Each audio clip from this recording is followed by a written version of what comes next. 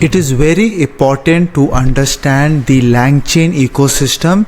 This video is recorded as of 25th December 2024 and it keeps changing every week. So this is the latest video that you can see how it looks like, and I'll be sharing this chart as well and in the comments that you want to look at and the text.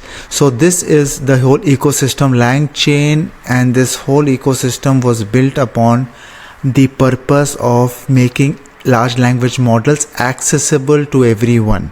So this is how this is the detailed version of how it looks. Before this, just want to show how it looks on the overall architecture that is there on this specific website that is here. Just one second. Yeah, this is the basic one that is there.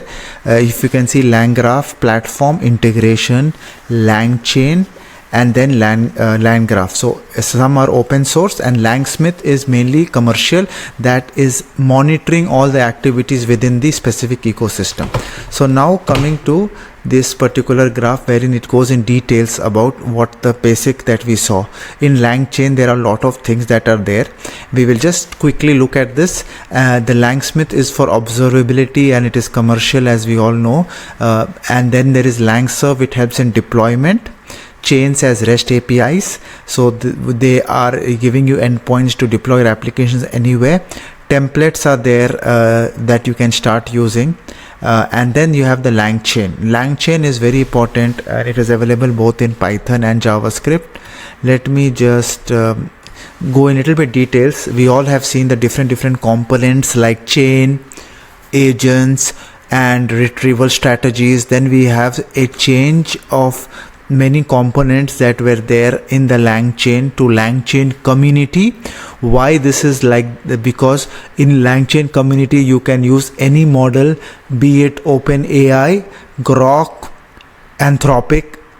All models can be easily integrated within the LangChain community ecosystem. The models, there are different models that you can see: prompts, example selector, output parser, it can be JSON, it can be any specific format, all the types of retrievals.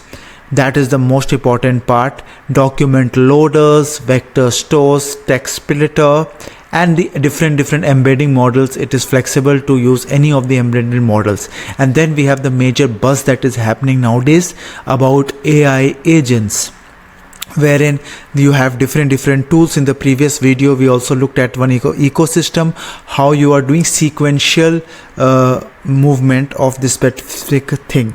And then we have something called as a LCEL, LangChain expression language, which helps in making the processing faster and better.